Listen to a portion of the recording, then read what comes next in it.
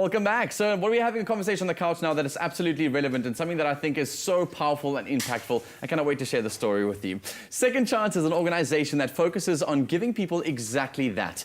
Through educational workshops, life skills, dance, sports and counseling, among others, they reach out to the youth and members of communities who provide them with guidance to save themselves from bad choices and live the best lives that they can. We're joined now on Afternoon Express by the founder and program director of Second Chance, Jared Smith, along with the CEO, Stacey Durley-Jones. Welcome to the Loft, you two. Thanks for having us. Thanks so much. So, with such an impactful area of work, with such a huge need across the country, something really deeply inside of you must have moved you to start something like this. What encouraged you guys to go into business to do this? Well, I think, Jay, maybe you can start with Well, I your think passion. both of us is out of experience. You know, I was in drugs for a very long time and lived in the streets, was involved in gangs and was arrested over 7 times and did a lot of bad things because of the choices that I made.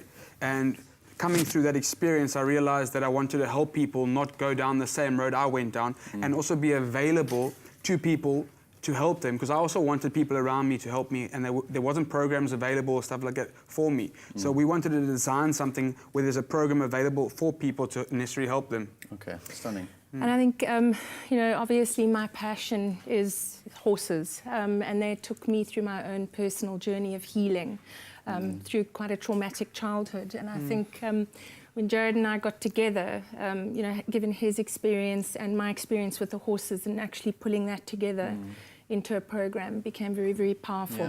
Yeah. And the name is such a powerful thing, a second chance. It's something that I know a lot of people who I've interacted with who are addicted to drugs or alcohol have always found themselves desperate for, but have no idea how to attain. So how exactly do you guys go about providing that second chance, and to who? So I think you know, very importantly is that we don't work as an island. We are very interconnected with all the relevant communities that we work with.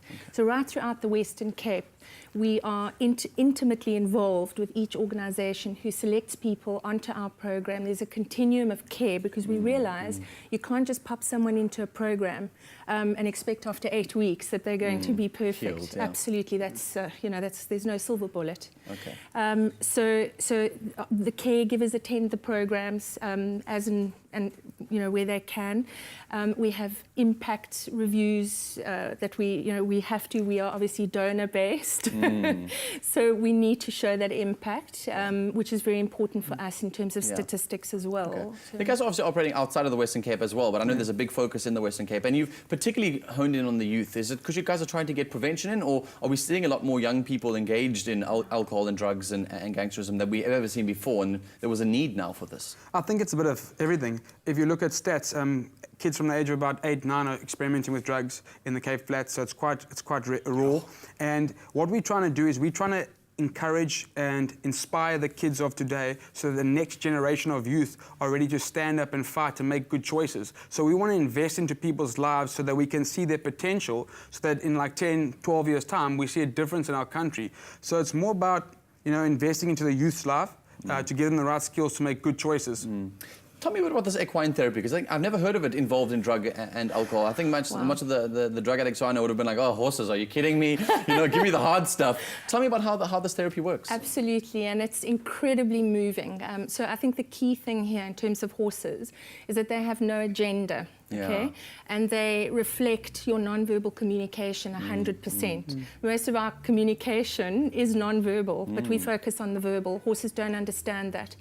So they give us a lot of information just by reflecting what's not being said. Presenting to them, Absolutely. And in a very non-threatening way. We're engaging people physically, mentally and emotionally. There's nowhere to run and hide, because I think, as you know, particularly with addiction, there's a lot of you know, boxes to jump and so on. You can't fool the horse, and they actually don't really care, you know, where you come from, who you are, so on. For them, it's about survival and play. So in a non-threatening way, we would engage them in an experiential activity, so it's got nothing to do with horse riding whatsoever. So we have to unlearn. Just the presence of those two natures together. Totally. And obviously with organizations like this, horses are expensive to upkeep and you need to raise a lot of money through the process. And you've got an exciting way to do that coming up. Yes, absolutely. So we're having a big fundraiser at the Grand Africa Cafe and Beach. We're very excited, called the Grand... Nice venue. Yes, Grand Ihashi Summer Ball. Very fancy. it. Nice. Yes, like it. On the 22nd of February, and we are, please come. Tickets. Nick buy Rabinovitz is tickets. going to be there. He's amazing. Nick Rabinovitz, absolutely. Carol Bauer. I mean, we've got some amazing people involved. Denise Dogan, Dogan Group, René and Leonard Feinstein. So they're all really, and Sue from the Grand. All behind us, and May I just say that we've brought you onto the show today as well, just to say congratulations on the work that you guys do, because it's really not often that we meet South Africans who are willing to give up so much of themselves to serve the greater community. And so from Afternoon Express, just to say thank you so much for doing the great work that you guys do. Keep changing the lives that you Thanks guys for having are. us, and hopefully have you more and more on the show sharing these glory stories, because I'm tired of seeing the stories of these kids who are committing suicide and dying and falling onto the streets and things. We need to bring them here Bring with hope. us, absolutely. Yes. Cool. Awesome stuff, guys. you. What an amazing organization. Go find all the details. They'll also be on our website, afternoonexpress.co.za. Now, after the break, we move our focus to the kitchen, and guest chef Sue-Ann Allen has a great weekend treat for us, perfect to indulge in your next cheat day. Don't miss it.